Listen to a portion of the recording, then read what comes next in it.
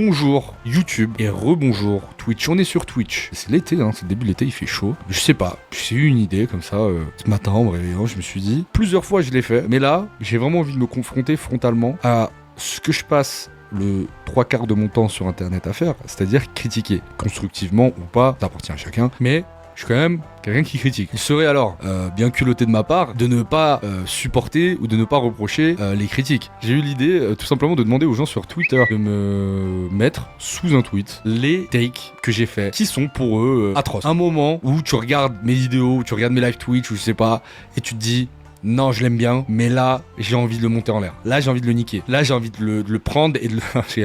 Je t'hack la famille, je t'hack. Tu me couperas ça. Et donc, j'ai joué le jeu et je n'ai pas regardé, même si, je ne vous mens pas, je pense, j'ai 3-4 trucs en tête ou, voilà, qui reviennent déjà souvent à la base. Ce sera aussi l'occasion soit de me défendre en disant, non, je confirme, j'ai dit ça en fait parce que nanana. Soit d'être en mode ouais, ok, soit tout simplement de plaider coupable. Parce que si j'ai appris un truc sur internet, les gens ne sont pas bêtes. Et si juste tu dis j'ai merdé, j'ai fait de la merde, c'est tout ce que vous voulez que je vous dise. Mais les gens, ils apprécient. Je trouve. En tout cas, j'ai remarqué. Moi, les quelques fois où j'ai fait de la dumps, j'ai dit les gars, je suis désolé, je m'excuse. Sincèrement, j'ai fait de la dumps. Voilà, c'est bon. Comme dans la vie. Mais après, moi, dans le perso, c'est un truc sur lequel je mets un point d'honneur. Que ce soit en amitié, en couple, j'ai l'excuse facile. Je pense que c'est ma meilleure qualité. J'ai plein de défauts, attention. Mais je pense dans mes relations perso, j'ai vraiment l'excuse très facile. Si je vois que j'ai provoqué quelque chose chez quelqu'un, même si j'estime que c'est pas à juste titre, en général, je m'excuse. Donc voilà, juste pour dire que normalement, j'ai pas une personnalité qui est trop de mauvaise foi, je pense. J'ai cru comprendre que tu avais un avis mitigé sur Wallace Cleaver parce que j'ai vu t'entendre lâcher des petits pics ici. Bon, on peut commencer par celle-là si tu veux. Ici et là sur tes vidéos, mais récemment je me suis buté à plus rien n'est grave, le morceau est monstrueux, je voulais ton avis sur le book de vive voix. Non, alors faut savoir que moi, Wallace Cleaver, je l'ai découvert il y a très longtemps. Je l'ai carrément, il était à un moment donné dans les petites têtes à suivre en 2021. Ouais, 2021, 2020, 2021, je me souviens. Donc moi je le trouvais très chaud. Juste le seul bémol, c'est que, alors je sais pas si ce projet existe toujours, il avait sorti un projet où c'était Frisk Orleans.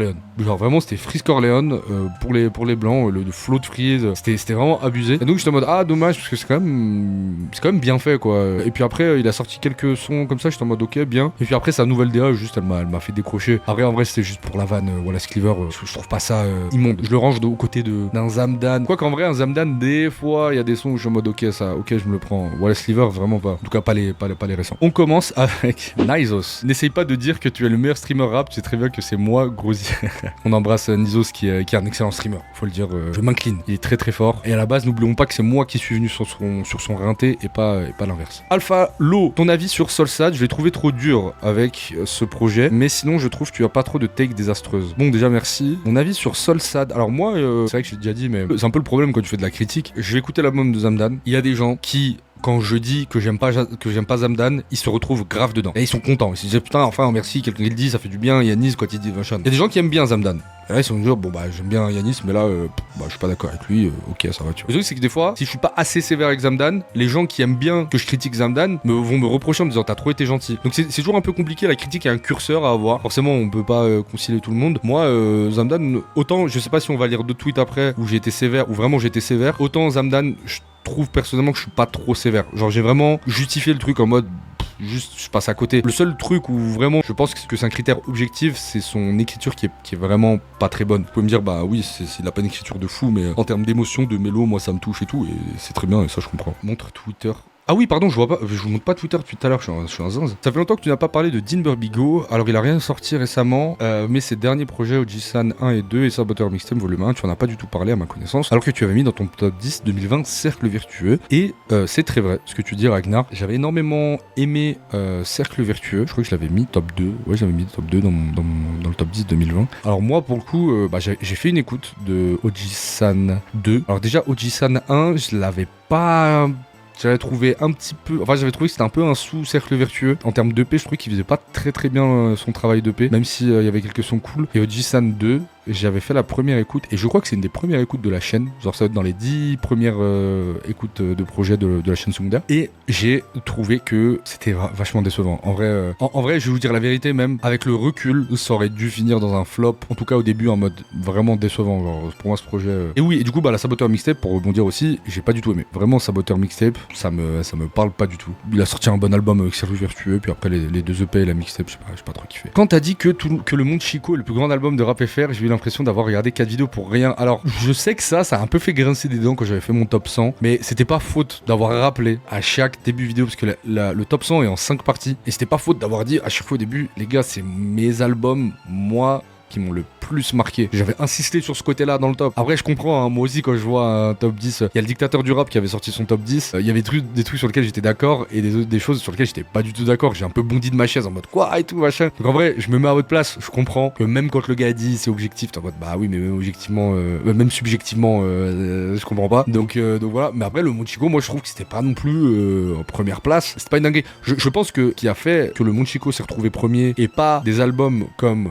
Temps Mort ou Mauvais Oeil, ou aussi l'un de mes albums préférés qui est Opéra Puccino. D'ailleurs j'étais avec Oxon Puccino il y a 1 heure. Voilà, petit flex. Je flex jamais, mais ça m'a trop fait plaisir. Il est très gentil. Je dis ça parce que j'étais en mode wesh, genre je suis avec le gars dont j'ai écouté le plus l'album, genre Opéra Puccino, ça m'a martyrisé. Ce qui a fait que le Monchico s'est retrouvé premier et pas ces albums là, je pense la seule métrique qui est rentrée en compte, c'est que j'ai vécu la sortie. Genre le Monchico, quand PNL arrive, je suis là, je commence à diguer, j'ai envie de rap, tu vois. Et en plus à l'époque, j'ai pile l'âge où t'es assez grand pour capter la maturité de certaines musiques comme PNL. Tu vois, t'as plus 12 ans, 13 ans. Et en même temps, je suis assez jeune, je sais pas, j'ai quel âge, de 2015, je sors du lycée quoi. Donc ouais, j'ai 19 ans, j'ai 19-20 piges. Mettez-vous à la place d'un mec de 19-20 ans. À l'époque, c'est une folie. Et pour ceux qui ont à peu près mon âge, vous vous rappelez. En plus d'être un album extraordinaire, d'être une folie expérimentale complètement détachée de absolument tout ce qui se faisait à l'époque, qu'un charisme de fou, des paroles de baiser, tout est iconique. Et avec ce côté saleté aussi. Saleté dans le mix, saleté dans les prods, saleté dans le... voilà, c'est un truc que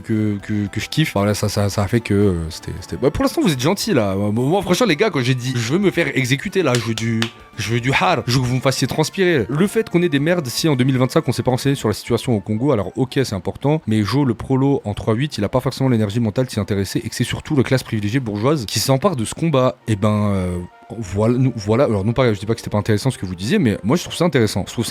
C'est vrai que j'ai dit ça. Après voilà, des fois j'ai un peu des manières de parler d'arabe, mais quand je dis d'arabe, c'est au sens méditerranéen, genre je vais vite aller dans l'extrême, quoi. Je vais vite aller dans le superlatif. Mais effectivement, je suis d'accord. Premièrement, c'est une vraie question qui pose sur le privilège de l'accès au capital culturel de certaines personnes et que certains n'ont pas. Après, moi personnellement, je suis pas issu d'une classe bourgeoise du tout, hein, donc Internet et les livres sont accessibles. C'est vrai que c'est un vrai sujet sur en termes de temps. Je dis ça parce qu'on pourrait dire oui, mais t'as un métier privilégié, du coup t'as le temps de développer une culture parce que je sais pas, t'as du temps libre ou parce que t'as pour le sujet d'une vidéo, bah ça fait partie de ton taf aussi de danser sur ces choses-là. Premièrement, et deuxièmement, oui, je suis d'accord, c'est un peu vite expédié comme phrase, et donc ouais, je suis d'accord, j'aurais pas dû dire ça. Clairement, c'est un peu de la dumps. Pour toi, c'est à partir de quoi bourgeois? Pour moi, bourgeois, c'est à partir du moment où quand tu fais des études, t'es pas trop inquiet. Comprendra qui pourra. C'était très clair, hein. Tout le monde va comprendre. Je suis pas du tout ce mec mystérieux. Et gamberger bien.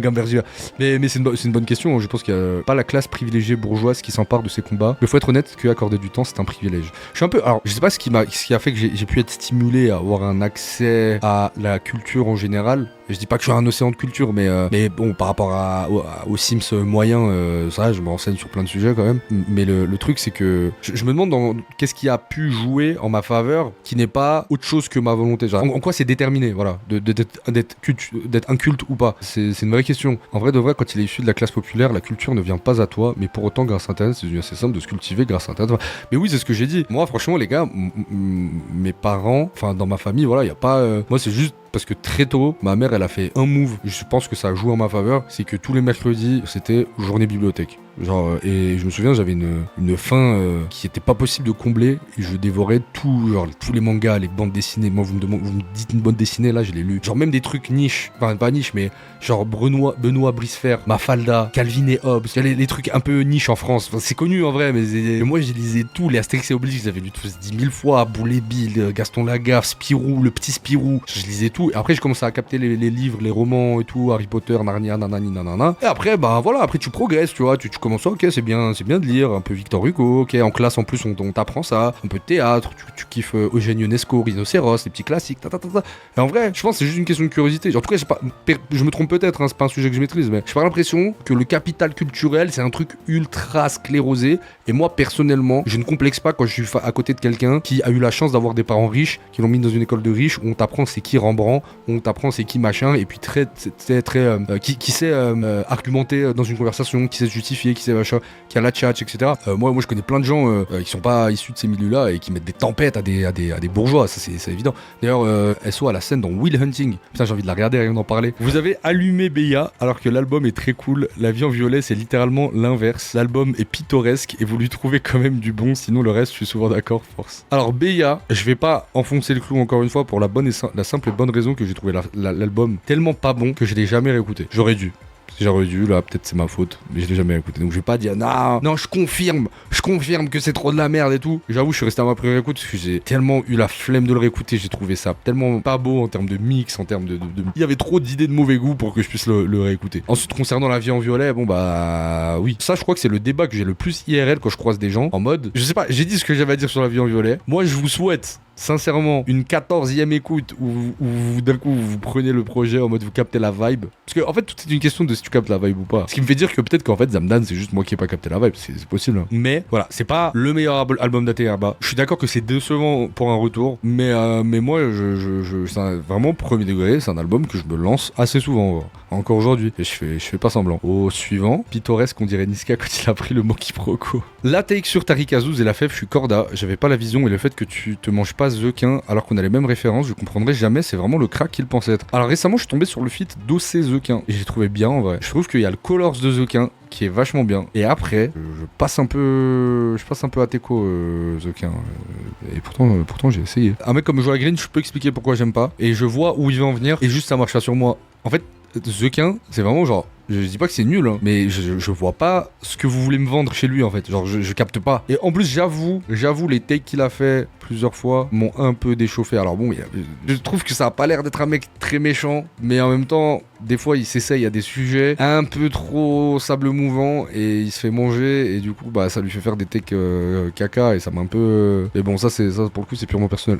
Zequin, il a quand même dit, je suis Michael Jackson sans le virtiligo en se trompant et en disant virtiligo au lieu de vitiligo. Oui, c'est putain, il a vraiment dit ça. Le virtiligo, il a mélangé avec le vertige et le vitiligo.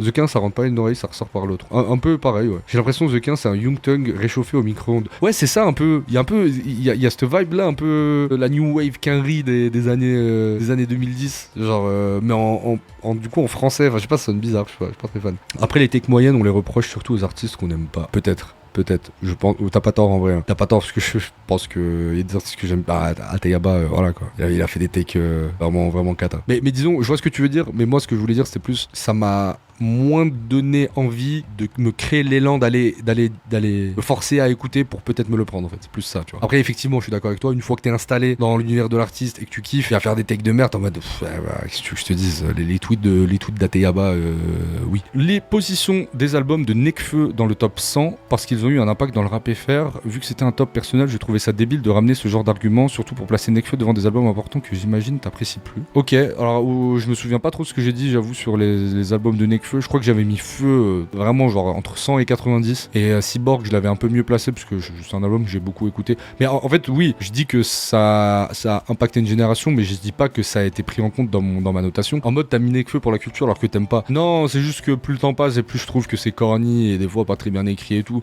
Et si je me remets dans l'expérience d'auditeur de l'époque, moi Cyborg ça fait partie des albums, je me souviens exactement où j'étais, c'était en hiver, je faisais un stage à Paname, je galérais dans les RER, je me perdais, j'étais encore ça m'a accompagné, genre vraiment beaucoup. Donc je comprends, mais c'est pas exactement ce que je dis dans le top. En tout cas, c'est pas le seul élément, la seule métrique qui a été prise en compte. Je t'en veux de confondre le verbe être et avoir, Yanis. Il fait référence à quoi? Ah, ça vous est... Ouais, pardon. Ok, voilà, j'avoue, j'ai 12 ans. Enfin, même à 12 ans, t'es pas censé te tromper comme ça. Sinon, je trouve que parfois dans tes critiques, tu laisses un peu de côté la nuance. Après, c'est possiblement ton style et accessoirement, c'est ce qui marche le mieux, mais je te trouvais plus nuancé dans tes premières vidéos. Intéressant. Alors, je vois ce que tu veux dire, mais je pense avoir une explication. Je comprends totalement ce qu'il veut dire.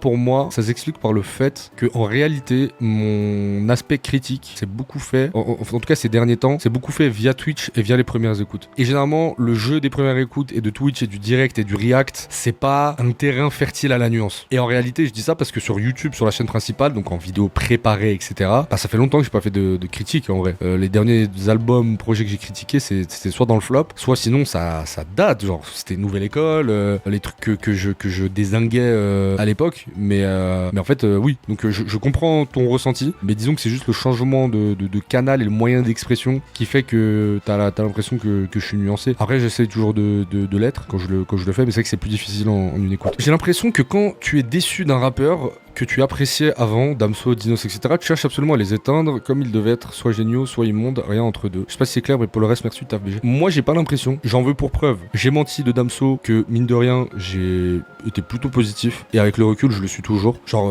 moi, en soirée, quand il y a le feat avec Kalash qui passe, je trouve ça trop bien. Alors, vraiment, ce son, il est trop efficace. Et Dinos, ouais.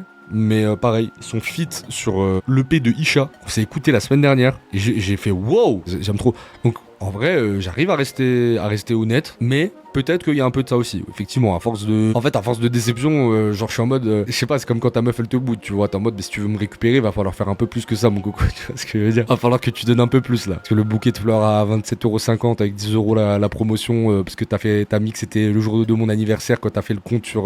Waouh, c'est un peu trop précis là. Bref. C'est vrai que quand tu descends un train, on dirait que dur de te faire remonter dedans. Ouais, je suis totalement d'accord, Doudadou, c'est ça. Mais oui, et après, parce qu'il a pas tort en vrai, Cinescope, hein, dans sa critique sur moi. C'est réel. Je pense que c'est propre à tous les gens, effectivement, quand tu descends du train, t'es en mode, ah ouais, mais si je remonte du train, c'est pas pour rien, quoi. Je suis en mode, ok. Et je sais pas, on pourrait regarder, mais c'est déjà arrivé, je pense, que je kiffe un rappeur, qui fasse un album que je dézingue, et qu'après il revienne avec un album où je suis en mode, yes, tu vois. Bah, Vald, meilleur exemple. Vald, ça se passe trop bien. Il sort footballeur, je suis déçu de fou. Il sort V, et je capte rien. Je suis en mode, mais what? C'est quoi ça? Ensuite, il sort la réédition de V, où je suis en mode, je comprends pas là, c'est de pire en pire. Moi, je suis en mode, Vald, poubelle, tu vois. Et après, Pandemonium, SCH avec Autobahn, pareil, très bon exemple. SCH avec Autobahn, je suis déçu. Donc, en vrai, j'ai deux très bons contre-exemples, effectivement, SCH et Vald, où je suis descendu du train et je suis remonté. Après, bon, non, en vrai, SCH, j'avais peut-être gardé un pied dedans parce que j'étais en mode. SCH, en fait, il fait tellement de trucs, il fait tellement de feats, il fait tellement de. Il donne jamais l'impression d'être absent et je dis, ok, ce projet-là, il est mauvais, mais je pense pas que c'est la fin. J'avais pas l'impression que c'était la fin d'SCH, quoi. Vald m'a un peu fait peur. Je me suis toujours pas pris Pandemonium ni Julius 3 malheureusement. Aïe, c'était les trucs rap mainstream très cool du moment. Ensuite, voilà, on y est. J'ai toujours pas compris. Attends, bah vous voyez pas. J'ai toujours pas compris ton tweet pro flic. Alors, je vais raconter l'histoire de ce tweet qui est je le dis, hein, c'est un move de con à la base. Mais je remets le contexte. Je vous donne des éléments de contexte et après je vous explique pourquoi j'ai fait ça. Je vous explique le contexte, après je vous parle du tweet. En fait, c'est un tweet, mais genre atroce. Mais c'était en 2000. Je me souviens, c'était juillet 2020. Et pourquoi je me souviens? Parce que déjà, je venais d'atterrir sur YouTube. J'ai fait 2-3 vidéos. Je commence à grave avoir des abonnés. Donc je me crée un compte Twitter. Je connais Twitter, mais vas-y de loin. Et ça fait que quelques semaines ça fait genre un mois que je suis sur Twitter. Et à l'époque, on sort du déconfinement. Et je sais pas s'il y en a qui se souviennent, il y avait les manifestations liées à la mort de Adama Traoré. L'idée par Assa Traoré à l'époque. À ce moment-là, il y a bande organisée, le morceau en bande organisée qui sort, et il y a ce plan avec un flic, je crois, dans une voiture de police, et des gars qui les caillassent. Alors, moi, je fais quoi? Dans ma tête de petit malin, je me dis, vas-y, je vais faire un tweet bait. Et j'écris un truc, mais je crois que quelqu'un a dû sûrement mettre le screen, je le vois passer des fois. En gros, je fais le tweet en mode, les gars, je suis super choqué, pourquoi on tabasse des flics dans un clip de rap et tout. Les gars, mais c'est lunaire de dire ça, genre, je comprends pas. Je sais pas s'il y en a qui me suivent sur Twitch là, mais même il y a 5 ans, c'est pas possible de penser ça. Et donc j'ai écrit ce tweet là et ensuite j'ai écrit en dessous, et en plus c'était à la mode à l'époque de faire ça. J'ai écrit en dessous, ça c'est ce que j'aurais dit si nanani nanana. Par contre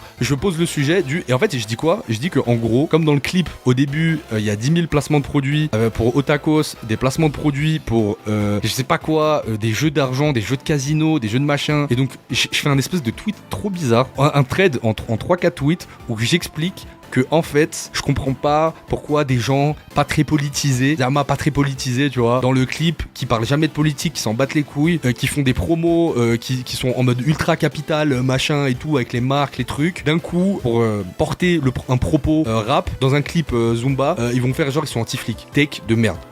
Take nul à chier. La vie est catastrophique, je le dis, quand je tweete ça, en 30 secondes, ça explose sur Twitter. Et faut savoir un élément que je vous ai pas donné, c'est qu'à l'époque, je montre pas ma tête. Ça veut dire les gens sur Twitter, ils se disent quoi? Ils se disent c'est un blanc.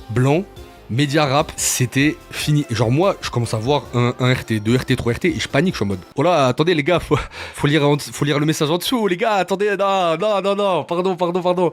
Et du coup, moi dans la panique, je fais quoi? Je supprime tout, genre. Et il y a que ça qui est resté, genre. Et bon, alors le regret de ma part, du coup, j'aurais dû screen les tweets en dessous. Comme par hasard, évidemment, ils ne ressortent jamais. Et il y a toujours ce tweet qui ressort. Et à chaque fois, je suis en mode c'est pas possible, je peux pas être pro-flic, les gars. On aurait pu m'accuser de plein de choses, tu vois. Mais pas pro-flic. Genre pas ça. Désolé, hein, mais genre même à 15 ans, j'ai grandi. Un des morceaux que j'avais dans les oreilles, c'était Abba ce flic de L.I.M. Et donc à l'époque, les gens connaissent pas mon âge. Ils se disent, vas-y, c'est un arriviste du Peura. Les gens connaissent pas mes origines. Ils se disent, c'est un blanc. Et à l'époque, je n'ai même pas mon prénom. Genre, c'est juste le rap en mieux. C'était en mode full anonymat comme le règlement. Tu peux évoquer d'autres sauces à toi, s'il te plaît. Les gars, écoutez-moi bien ce que je vais vous dire. Je vous jure, je n'ai pas vu les tweets en dessous. C'est-à-dire, j'ai tellement. Et je dis ça parce que moi, je pourrais ouvrir tout un sujet sur une personne en particulier sur Twitter qui a essayé de me la faire.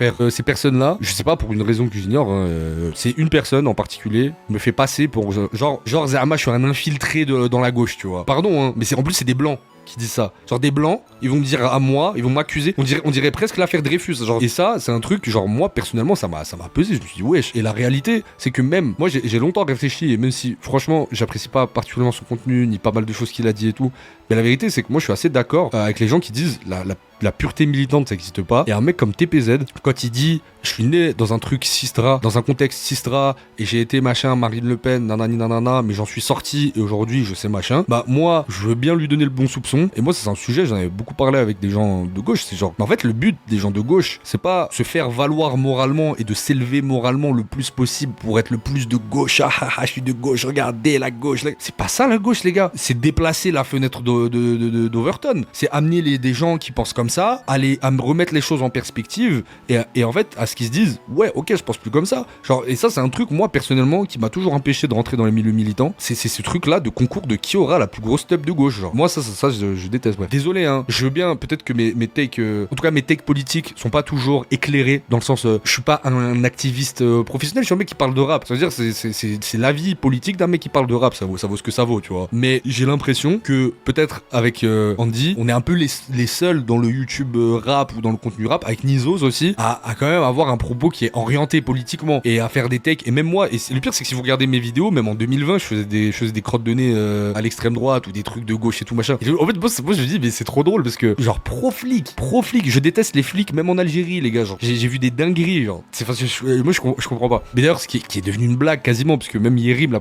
première fois que je l'ai vu il m'a offert son livre et il avait mis ce tweet sur les flics va te suivre toute ta vie signé Yerim et tout. Enfin, et moi quand t'es passé par l'extrême droite et que tu t'en es full sorti, t'es 100 fois plus légitime que beaucoup de militants de gauche. J'ai vu un tweet comme ça qui parlait de ça et oui effectivement, moi je suis totalement d'accord avec ça. Moi pour moi quelqu'un qui a déconstruit les idées d'extrême droite et qui est en mode avant j'étais d'extrême droite et que c'est sincère. Après je sais pas, à vous de mettre un détecteur de mensonges sur le doigt pour vérifier s'il dit pas la vérité, s'il dit pas, j'en sais rien, tu vois, c'est peut-être Belek qui me ment, mais bon moi personnellement je vois pas l'intérêt de mentir, mais vas-y. Moi effectivement je trouve que ces gens sont plus à même de comprendre la psychologie des gens d'extrême droite. Je dis pas qu'il faut excuser ou quoi, juste c'est quoi qui pousse les gens, en tout cas les masses, à se radicaliser politiquement vers la droite, qu'est-ce qui fait que machin tout. Et donc ces gens-là, je dis pas faut les accueillir à bras ouverts avec un banquet quoi, mais en tout cas moi certains militants de gauche, je trouve ils me dégoûtent, genre vraiment ils ont des comportements de fils de pute, genre je sens, je capte, moi je vous jure, je capte l'énergie des gens. Et il y a des gens, et je vais pas citer des blazes, mais la vie de ma mère, genre c'est juste pour s'élever moralement. Mais pour moi c'est des gens qui ont besoin de maintenir les personnes discriminées ou victimes d'un système dans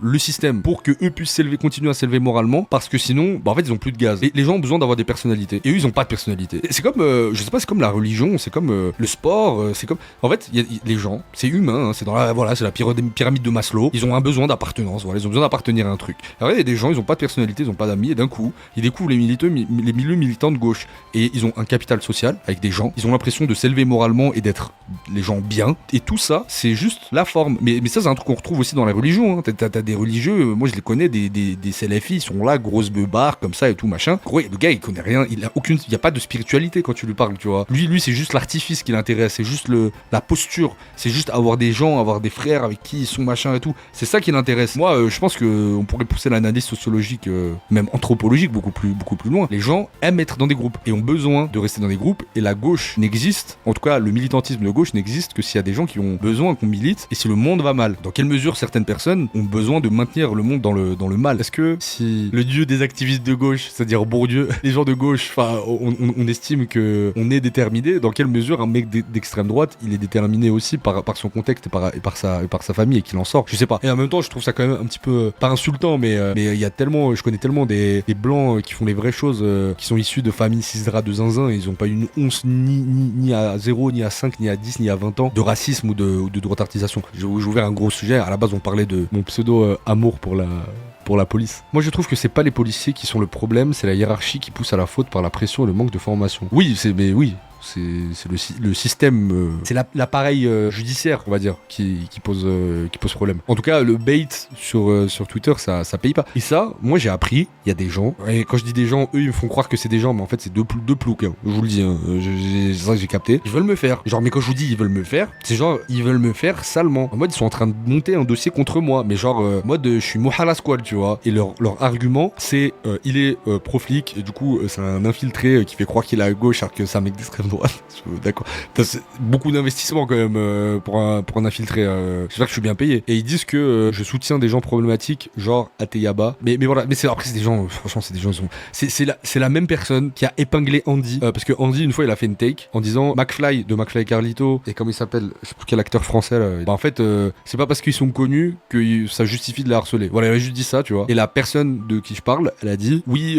Et Andy qui dit que Pierre Ninet, merci. Et Andy qui dit que McFly et Pierre Ninet, quand on les harcèle, c'est du racisme anti-blanc. Et je suis en mode, mais what the fuck, genre. T'es juste en train de transformer les paroles de quelqu'un. Les gens ils sont malhonnêtes. Je trouve que c'est une personne extrêmement dangereuse. C'est quelqu'un qui gravite autour du rap. Je pense même que c'est quelqu'un qui est en train d'écouter mon live actuellement, parce que elle me fait un pressing monumental. Donc à tous les coups là, elle est en train d'écouter mon live. Voilà, j'espère que t'es bien posé sur ta chaise. Tout ça, honteux. Mais en tout cas, sachez que moi, je leur ai dit, vous bougez encore le petit doigt. La vie de ma mère, j'en ai rien à foutre. Moi j'ai Twitch, je montre toutes les conversations, même les DM. Les DM, je les montre comme ça. Voilà, comme ça les gens ils voient que vous êtes des fils de.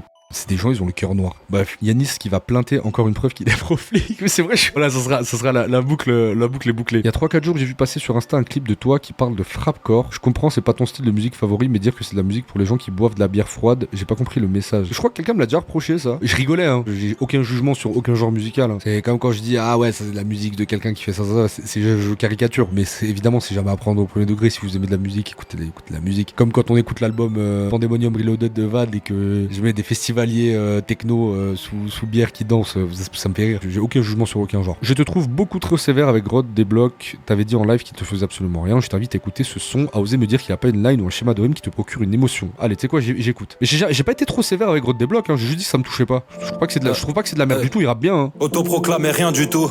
Ni le représentant de mon bloc, ni de l'ancienne école. Pas venu t'enseigner les codes. Personne à part mes deux darons qui peut m'appeler fiston. Il me faut personne pour cacher ces yeux marrons qui deviennent assez vite sombres.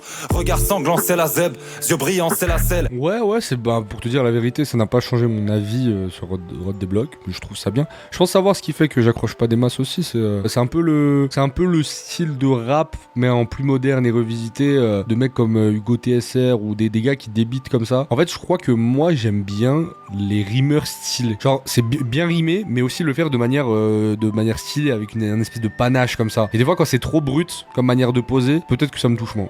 C'est tout, mais à voir, hein, peut-être qu'un jour ça viendra Rod Débloque. Je trouve que t'as vraiment sous-côté 24 dans ton top 2024, ça deviendra tellement un classique, les prods, les flows. Il a vraiment survolé le rap FR cette année, même le single.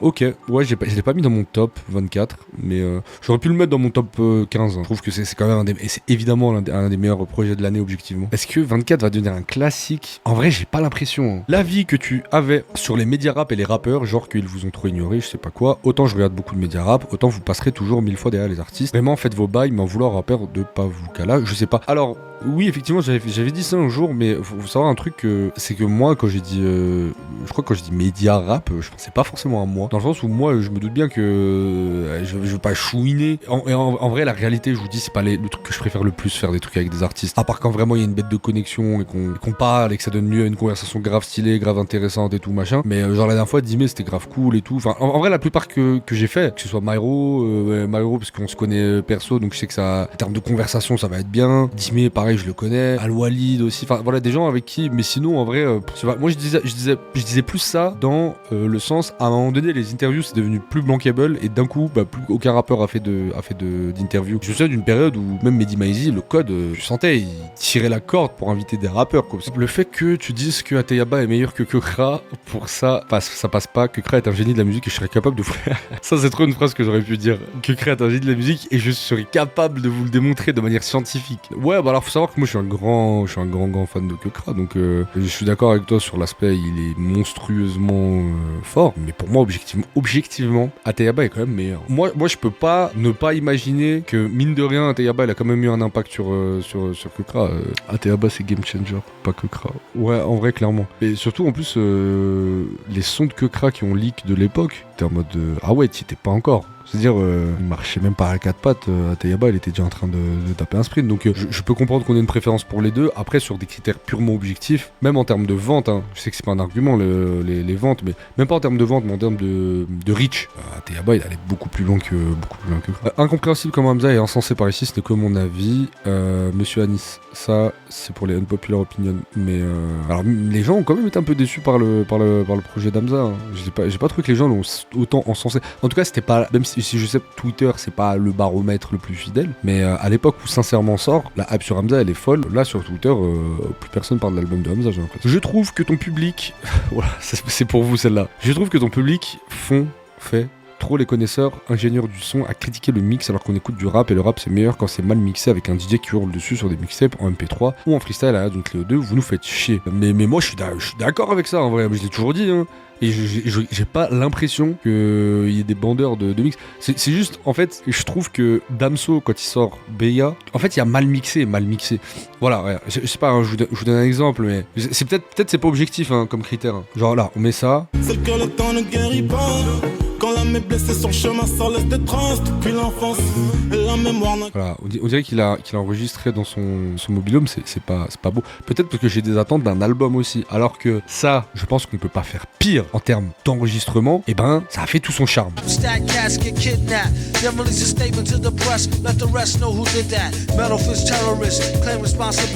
Le mix, il est dégueulasse aussi en vrai. En vrai, je sais pas. Peut-être que si un album est bien, tu peux excuser que le mix soit mauvais. Mais si un album, ce qui est le cas de Beya, est mauvais et que en plus le mix est mauvais, ça fait double peine. LMF Top 4 de 2020, il est atrocement bas. Oui, ça se tape avec Trinity, mais il mérite quand même la meilleure place. Waouh, un jour, faudrait qu'on revienne sur mes... je pense que quand on fera le top 10 de la moitié de décennie, on reviendra sur tous mes tops du coup. Depuis 2000... J'ai commencé à faire des tops en 2020 sur YouTube. Donc en fait, on les a tous de 2020 à 2024 et il y aura celui de 2025, je pense, à la fin de l'année. On y reviendra. Parce que, oui, forcément, je pense qu'il y a des choses sur lesquelles je vais revenir. Effectivement, ouais, ça aurait peut-être mérité un top 2 ou... Je sais pas. En tout cas, je sais que sur le moment, j'étais un poil déçu de l'album parce que j'avais pas eu ce que j'attendais en mode voilà, c'était pas projet Bluebeam. Ta tape comme quoi Gapman c'est pas ouf alors qu'il ramène la trappe en France fort.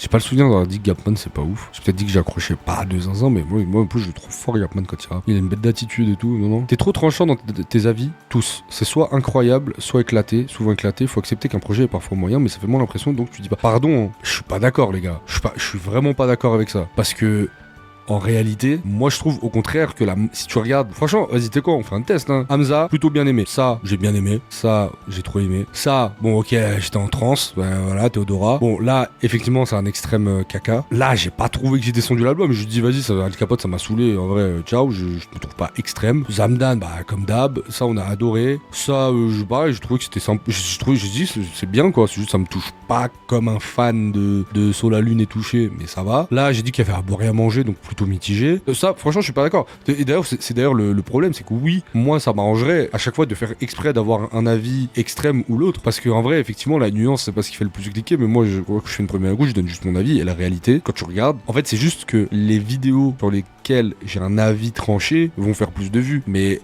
si on oublie les stats, la réalité, c'est que la grosse face de l'iceberg, la grosse partie de l'iceberg, c'est des albums où je suis mitigé. Ceux qui ont l'habitude de Twitch, de venir sur le live Twitch, vous pouvez confirmer. Avoir mis MILS2 de Nino, mais pas comme prévu, et Mills dans ton top 100, tiens. Bah alors ça, j'ai tweeté tout à l'heure, en ce moment, les gars, ça fait 2 jours, je me tabasse à MILS. Et ça, j'avoue, c'est un regret. Je suis parvenu dessus, j'ai quand même eu, heureusement, j'ai mis Nino dans mon top 100, j'ai mis MILS2, et bah peut-être qu'aujourd'hui, je mettrai MILS avant MILS2. Je le classerai mieux. Et j'avoue, ça c'est un petit oubli de ma part, je suis un peu dégoûté. Bon, c'était évident en faisant un top 100 album rap français, mais voilà. Je ne comprends pas ta sympathie pour les flammes, le fait que tu considères cette cérémonie alors que ça tourne la culture en ridicule en récompensant uniquement le nombre de streams et la hype des artistes au dépend de la qualité musicale. Ouais, Renoir, Gazo, SDM, album de l'année. Ouais, je trouve que ça va, j'ai quand même critiqué assez ouvertement les flammes. Après, il y a toujours une petite partie de moi qui me dit ok, c'est quand même ambitieux comme projet. Je pense à la base que ça part effectivement d'une intention commerciale, mais pas totalement d'une mauvaise intention non plus. Ça a quand même un peu le mérite d'exister.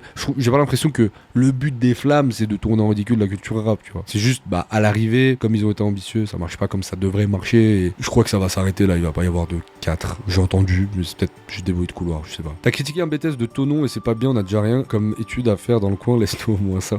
Alors, Tonon, énorme ville du football américain, qui est l'une des meilleures villes dans le football américain, et l'une des meilleures écoles hôtelières de France et peut-être d'Europe, je crois. Enfin, d'Europe, je sais pas, mais en tout cas de France. Voilà. Donc, c'était juste une blague, hein. Je sais à quoi tu fais référence, mais c'était une vanne. C'est pas une tech, mais je me souviens d'un concours de rappeurs sur ton Insta, genre 2020-2021, c'était bien frauduleux. Ouais, j'ai dû faire un concours de rappeurs où les gens votaient. Du coup, bah, c'était pas trop moi, c'était plus la commune. C'est des détails parce que je me retrouve beaucoup dans tes avis, mais j'aimerais beaucoup que tu parles un peu plus de ta culture rap US. Et ensuite, vous avez été dur avec Je t'aime de Vald dans la tier list, alors que le deuxième couplet est très prodigieux. Non, mais je me souviens que le Je t'aime de Vald, j'avais dit que c'était pas mal, j'aimais bien, c'était pas mon son préféré de Vald. Après, concernant ma culture rap US, bah, je sais pas si quelqu'un en a parlé là, mais en fait, j'ai fait un tweet hier, parce que tout le monde s'est foutu de la gueule de Ziak qui a sorti un extrait. Alors, je vais vous montrer. Des fois, je parle comme si tout le monde avait Twitter, mais voilà. En fait, Ziak, il a sorti un son. Alors n'hésitez pas à me dire en commentaire dans la rediff ce que vous en pensez. Le ref il a pris encore des années de placard. Fils, je pars à l'ouest, sur ma gauche en bas. Tout le monde s'est foutu de sa gueule en disant ah mais t'as volé le flow de Project Pat. Les gars, je me suis mangé une mini sauce hier parce que les gens ils étaient en mode ah les youtubeurs rap ils sont incultes en rap US. Les gars, je connais Project Pat. Moi du coup, je vois tout le monde allumer Ziak en mode ah t'as copié Project Pat. Et moi, je dis mais en fait c'est moi où ça ressemble aussi à ça, mais c'était une blague, évidemment que c'est pas l'inspi, genre je sais pas. Des fois sur Twitter c'est trop bizarre, les gens ils sont premier degré. Bon, peut-être c'était ma formulation qui allait pas. Voilà, et j'ai dit bah ça je trouve, et j'ai mis pour rigoler, on dirait le couplet de Clos dans l'album des Casseurs Flotteurs. J'ai jamais fait partie d'une classe homogène. Le fait que ton refrain soit homogène. Voilà, c'est une blague. En vrai, c'est une blague. Je sais pas pour tout le monde insulter en mode ouais, tu connais pas la culture US, des machins et tout. Et du coup, j'ai supprimé le tweet. J'étais en mode calmate les gars. Genre, sur Twitter, c'est vraiment devenu de la dump ce genre. Je ne sais plus dans quelle vidéo c'était exactement. Il me semble qu'il y a eu une vidéo où tu parles de l'horrorcore. Et ce qui m'avait choqué, c'est que tu avais cité plusieurs refs, mais rien de Memphis, alors que c'est la scène la plus marquante dans ce registre. Peut-être ça, effectivement, j'ai peut-être pu un raté là-dessus. C'est possible. La vidéo date, donc je me souviens pas trop. Mais j'avais quand même... En fait, j'avais plus orienté le truc en mode les complotistes, les conspirationnistes, et comment ça a alimenté beaucoup un peu les rappeurs. C'était pas une vidéo sur l'horrorcore, c'est une vidéo spéciale Halloween sur l'esthétique un peu conspirationniste, je crois, il me semble. Et j'avais parlé des 5%ers, c'est tout. Je capte pas la hate sur Saint-Levant. Je sais pas, j'aime pas. Je suis désolé, mais Saint-Levant. En fait, juste musicalement, j'ai l'impression que c'est un peu frauduleux, quoi. Chiant cet avis. Ça y est, les avis Twitter. Mobius de Runa n'a pas sa place dans le top 10 de 2022, ni même dans les albums mémorables de la New Wave. C'est pas un mauvais album non plus, juste oubliable selon moi. Oui, ça, on m'avait un peu sauté à la gorge aussi pour avoir mis Runa dans mon top 100. Alors, je crois que j'avais mis genre 99ème, il me semble. Donc, ça va. Je pense j'avais juste envie de mettre un. En fait, je m'étais dit, entre la place 90 et 75, je vais juste sélectionner 3 projets de la nouvelle génération pour les mettre en tout début de top, pour vous dire voilà, je pense que c'est quand même des albums qui m'ont marqué. Est-ce que maintenant, à l'aube de 2025 ou même 26, je pense encore, je confirme ce choix? Et oui, franchement oui, je trouve que Mobius de Runa c'est quand même un projet de baiser. Et donc j'avais mis de manière un peu symbolique au tout début du classement pour dire voilà, ça, le projet, l'album de Green Montana et Heure de la Fève, pour moi c'était les 3 de la nouvelle génération qui m'avaient beaucoup marqué. Dino, c'est le plus grand rappeur de France. Kintuki est un projet consistant, certainement le meilleur meilleur album de l'année. Il témoigne bien de l'évolution du Pichichi. C'est un pari réussi, non je rigole, ça pue la merde, c'est ce que j'aurais dit si j'étais un gros fils de pute. Voilà, bon, lui il l'a fait en un tweet. Moi je l'ai fait en 2 tweets, du coup c'était de la merde. Mais j'ai du mal à comprendre ton avis sur Sur la Lune, que tu trouves ça cool, mais quand t'as réagi à un nouveau produit, j'ai l'impression que t'aimais pas du tout. Bah, il y a la première écoute où je dis tout dedans, juste ça me touche pas quoi. À un moment dans un live, t'avais dit que les médias, etc., nous avaient matraqué avec Jola Green toute l'année dernière et j'avais pas forcément trouvé. Du coup, je voulais savoir qu'est-ce qui t'avait fait dire ça. Bah, 2 choses, hein, très simples. Et encore une fois, je veux pas dénigrer son talent ou quoi, parce que il y a des trucs où je trouve ça cool quand même. Mais je trouve que c'est un rappeur qui quand même. Alors, oui, 2 raisons pour lesquelles j'ai dit ça. La première, c'est les gens qui sont autour de lui, qui travaillent, qui sont quand même des grosses têtes, qui s'occupent de gros artistes à la base. Et donc, c'est vite cramé qu'il a une force de frappe qui est quand même assez forte. Et la deuxième chose, c'est que oui, beaucoup de médias se sont mis d'un coup à le relayer de manière unanime. Mais après, c'est le jeu, hein. C'est le jeu. Juste, moi, par transparence, la place que j'ai, je vois le truc arriver, je le dis, je dis ouais, il arrive au forceps. Il arrive au forceps de ouf. Après, c'est passé, hein. Mais... voilà. J'avoue que la fois où tu avais dit que tu soutenais à 100% Bruno Retailleau dans tous ses agissements, j'étais un peu perplexe. Ton avis est l'avis général qui dit que Booba est le plus grand rappeur français, je trouve qu'on ne le remet pas assez en question, alors que certes... ouais, non, pardon, mais les révisionnistes de Booba, ça... Non, pas du tout, jamais. SCH numéro 2, je veux bien. SCH numéro 2, numéro 3, y a pas de souci. Je comprends pas comment on peut dire autre chose. Signal, s'il te plaît. Vous voulez mettre qui devant Booba? Je sais pas, les gars, pardon, mais Akash, grosse carrière, merci Akash. Mais vraiment, hein, premier degré, je vois un mec me faire son top 10 all time et il met Akash devant Booba. Franchement, je déhack un peu, je suis en mode wesh. Non, désolé. Si demain, je fais un top subjectif, y a pas de souci, hein. Tu peux même ne pas le mettre dans le top 10. Mais si tous ensemble, on se met d'accord sur des critères et on dit, vas-y, c'est qui le numéro 1? C'est Booba. Enfin, c'est même pas un débat, genre. Je suis pas d'accord avec toi quand tu dis que les juifs sont des radins sales antisémites. Ah putain, ça c'est out of context. Et c'est vraiment les juifs sont des radins. Ouais, je sais, oui, c'est issu de la vidéo tier list raciste. Très drôle.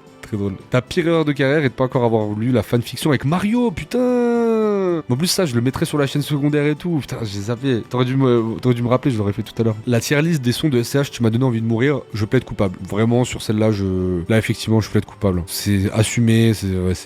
Voilà, tous les spécialistes de SCH m'ont flingué. Allez, dernière. Je suis pas d'accord quand tu dis que Julius est moins bon que A7 et Deo Favente. Pour moi, Julius est clairement le meilleur album de SCH et un top 10 album. Bon, ça on a déjà parlé, mais pour moi, Julius il dépasse jamais un A7. Voilà les amis, c'était mon tribunal. Alors, en vrai, je vous ai trouvé assez gentil, hein. Les gars, maintenant, je peux flex. Dites-moi qui pose ses couilles, ses grosses caléos comme ça sur sa table, sur son bureau là, comme ça, et il dit aux gens, faites-moi toutes les critiques, je les lis en live. Et je réponds. Y'a quoi? Et je me remets en question et je m'excuse si j'ai merdé. C'est pas Norman qui ferait ça, en vrai. Et les gars, je vous jure, moi j'ai un pote à moi, il m'a dit gros, t'es sûr que tu veux pas lire avant et tout? Je lui dis non, tranquille, genre, je joue le jeu. Si je sais m'excuser si j'ai merdé, je sais m'expliquer là où je dois m'expliquer et je sais me défendre là où je dois me défendre.